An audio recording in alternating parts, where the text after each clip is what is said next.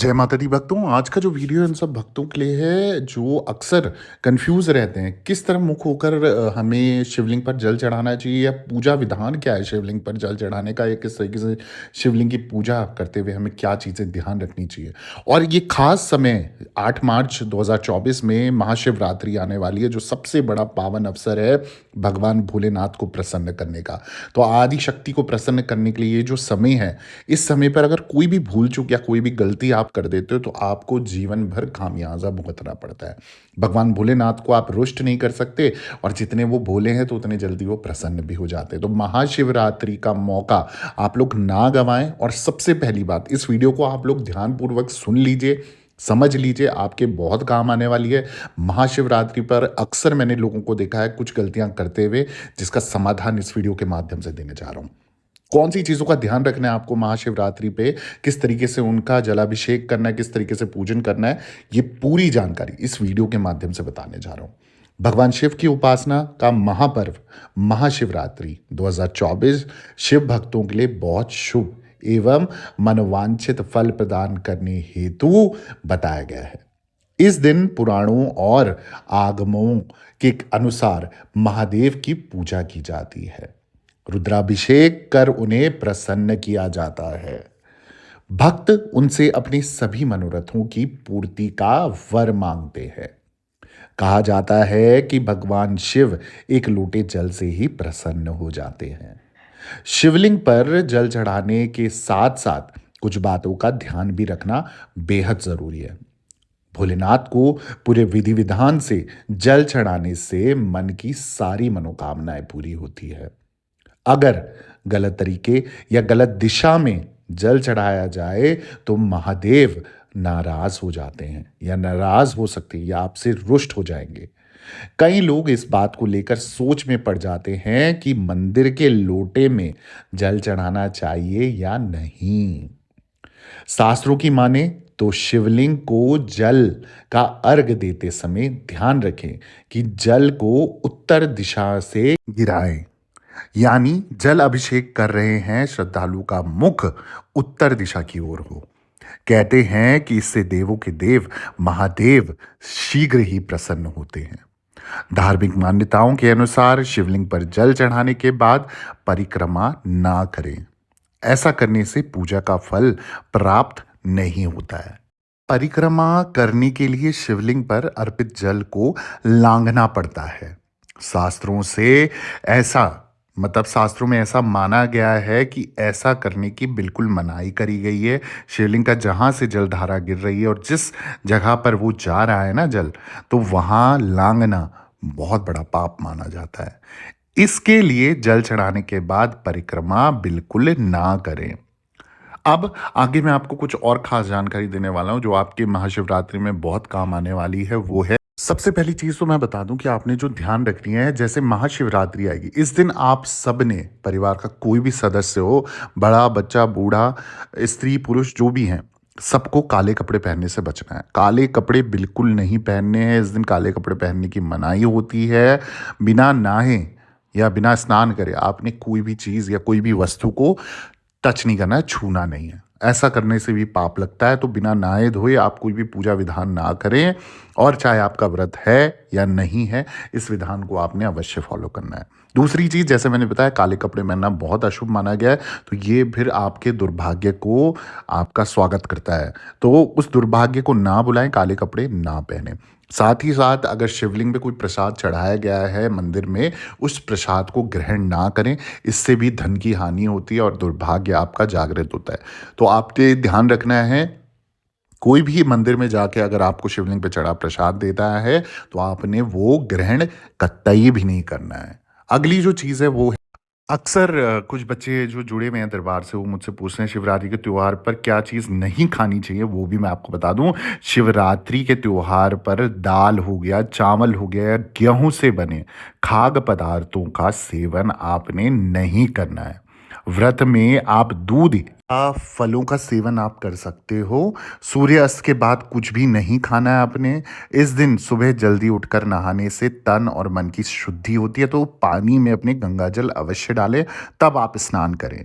इसलिए इसी काम के साथ दिन की शुरुआत करें। नए और साफ सुथरे कपड़े पहनकर आप व्रत का संकल्प करें।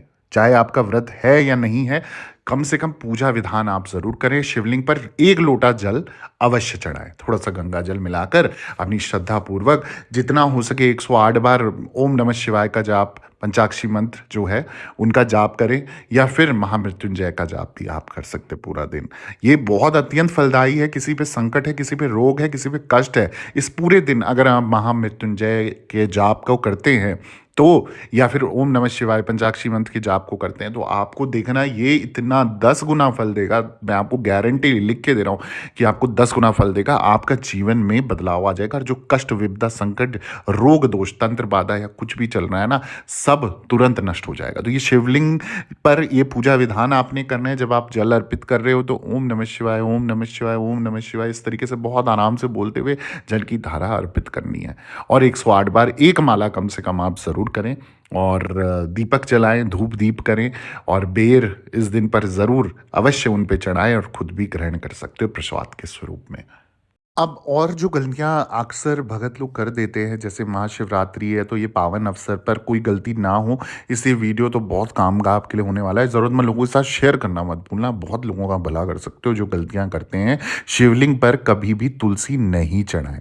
शिवलिंग पर दूध चढ़ाने से पहले ये ध्यान रखें कि शिवलिंग पर जितना ठंडा हो सके ठंडा दूध ही आपने चढ़ाना है, और पैकेट वाले दूध को तो आप अवॉइड ही कर दें इस दिन। गाय का शुद्ध गाय का दूध मिल सकता है तो बहुत अच्छी बात है। अभिषेक हमेशा ऐसे पात्र से करना चाहिए जो सोना, चांदी या कांसे से बना हो। ये बहुत शुभ होता है, पर हर कोई अफोर्ड नहीं कर पाता, तो आप लोटे का प्रयोग, तांबे के लोटे का भी प्रयोग कर सकते हो। अभिषेक के लिए कभी भी स्टील या प्लास्टिक के बर्तन का प्रयोग नहीं करना है, ये आपने ध्यान रखना है। ठीक है। भगवान शिव को भूलकर भी केतकी और चंपा के फूल नहीं चढ़ाए जाते हैं, तो ये भी आपने ध्यान रखना है कि केतकी और चंपा के फूल कहीं पर भी मिल रहे हो, चाहे फ्री में मिल रहे हो, आपने नहीं चढ़ाने। क्योंकि ऐसा माना गया है ना कि जो ये फूल है, चंपा और केतकी का जो फूल है, इनको भगवान शिव ने शापित किया है। केतकी का फूल सफ़ेद होने के बावजूद भोलेनाथ की पूजा में नहीं चढ़ाना चाहिए, ये आपने ध्यान रखना है। साथ ही साथ शिवरात्रि का व्रत सुबह शुरू होता है और अगली सुबह तक रहता है, तो जो भी व्रत कर सकता है दूसरे दिन तक, वो ही पूर्णता से फलदायी व्रत कहलाता है महाशिवरात्रि का, और फल और दूध उसमें ग्रहण कर सकते हो। हालांकि सूर्यास्त के बाद आपको कुछ नहीं खाना चाहिए। भगवान शिव की पूजा में भूल कर भी टूटे हुए चावल आपने नहीं चढ़ाने हैं, जिन्हें हम अक्षत कहते हैं, यानी कि बिना टूटे हुए चावल, अटूट चावल। ये पूर्णता का प्रतीक होता है, इसलिए शिव जी को अक्षत चढ़ाते समय ये देख ले कि चावल टूटे हुए ना हो। शिवलिंग पर सबसे पहले पंचामृत चढ़ाना चाहिए। पंचामृत यानी कि दूध, गंगाजल, केसर, शहद और जल से बना हुआ मिश्रण होता है। जो लोग 4 प्रहर की पूजा करते हैं, उन्हें पहले प्रहर का अभिषेक जल, दूसरे प्रहर का जो अभिषेक है वो दही से, और तीसरे में अभिषेक घी से, और चौथे में आप अभिषेक शहद से करना चाहिए। शिवरात्रि पर 3 पत्रों वाला बेलपत्र शिव को अर्पित करें। डंठल चढ़ाते समय आपकी तरफ वो होना चाहिए, डंठल जो है आपकी तरफ होना चाहिए। टूटे हुए या कटे फटे बेलपत्र आपने गलती से भी नहीं चढ़ाने। पाप का भागीदार आपने कैसे भी नहीं बनना है। भगवान शिव को दूध, गुलाब जल, चंदन, दही, शहद, घी, चीनी और जल का प्रयोग करते हुए तिलक लगाए। साथ ही साथ भगवान शिव को बेर अर्पित करना ना भूले, वो सबसे जरूरी है, क्योंकि बेर को चिरकाल का प्रतीक माना जाता है। ऐसी भी मान्यता है कि शिवलिंग या भगवान शिव की मूर्ति पर केवल सफ़ेद रंग के ही फूल चढ़ाने चाहिए, क्योंकि भोलेनाथ को सफ़ेद रंग के फूल ही प्रिय है। शिवरात्रि पर भोलेनाथ को प्रसन्न करने के लिए चंदन का टीका लगा सकते हो। शिवलिंग पर कभी भी कुमकुम का तिलक नहीं लगाना है। हालांकि भक्तजन माँ पार्वती और भगवान गणेश की मूर्ति पर कुमकुम का टीका लगा सकते हैं। तो इस तरीके से अगर आप विधान चलाते हो तो ही आपको पूर्णता से फल मिलता है। इस दिन ध्यान रहे, सुबह देर तक नहीं सोना है, व्रत में दिन में भी नहीं सोना है, जल्दी उठना है, जल्दी पूजा स्नान करना है, और अगर ब्रह्म मुहूर्त पे आप बिना किसी का चेहरा देखे सीधा मंदिर में जाके शिवलिंग पर जल अर्पित करते हो ना, तो इस दिन आप समझो आपकी सारी संकट विपदाएं 100% नाश हो जाएगा उन सभी दुखों का, और आपके सारे काम बनने लग जाएंगे। अगर आपको ऐसी वीडियोस और चाहिए ना, जल्दी से चैनल को सब्सक्राइब कर दो, वीडियो को लाइक कर दो, ज़रूरतमंद लोगों के साथ शेयर कर देना, बहुत लोगों का भला हो जाएगा, महाशिवरात्रि अच्छी बन जाएगी। साथ ही साथ दरबार से बने रहें। सभी भक्तों को महाशिवरात्रि की हार्दिक शुभकामनाएं। सभी भक्तों को जय माता दी, जय मां डाट काली।